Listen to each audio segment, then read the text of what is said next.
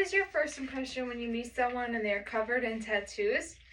Historically, tattoos were seen as symbols of rebellion and defense from social norms. They were associated with outsiders and troublemakers. Society has come a long way from those perceptions and have become widely acceptable in all classes of people. Tattooing in America dates back to the early thousands when sailors returned home from the Pacific with tattoos, many of them with tattoos of anchors. The first permanent tattoo shop was in New York City in 1846. Many soldiers and sailors got tatted there for identification purposes in the event of death.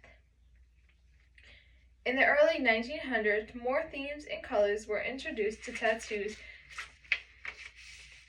In the 1930s, many people got their social security numbers tattooed on them so they wouldn't forget them.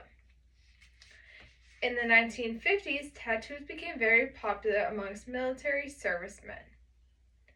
It was like a macho thing.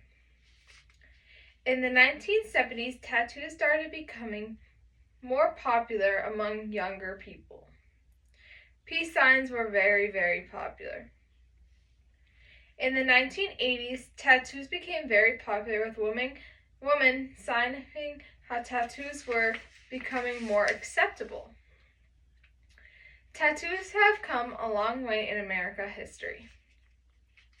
They started in America as a more masculine thing, with sailors, servicemen, and miners getting them. Then in the 1970s, they became more unisex when young people were getting tattoos to make statements, promote peace. In the 80s, many women started getting tattooed, accounting for 50% of clientele. In the 90s, tattoos started being influenced by pop culture and celebrities. Tribal tattoos were very popular, as were butterflies and lower back tattoos, also known as tramp stamps. This was another decade of women interest in getting tattoos due to the wave of them. The 21st century brought more widely acceptance of tattoos.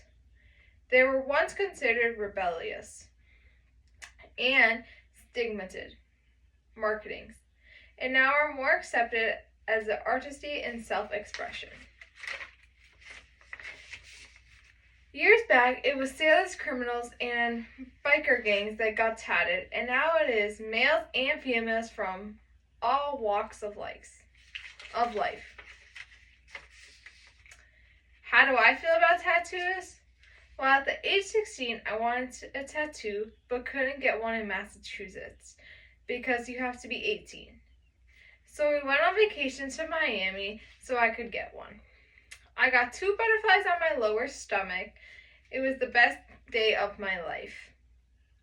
After that, I was hooked. I couldn't stop getting tattoos. 6 months later, I got a flower tattoo. I then got a braver and got 2 Roman numerals and a voodoo doll as well. Then I got a heartbeat tattoo. I went to Miami again and got matching palm trees tattoos with my sister. Then I got an evil eye tattoo along with a girl with a flower.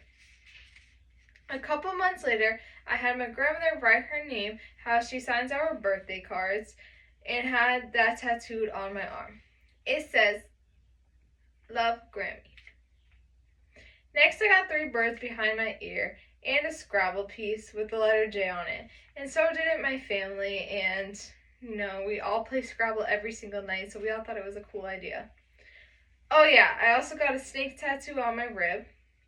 About a year later, I got an airplane on my ankle. We travel all the time, so I thought it was a perfect tattoo.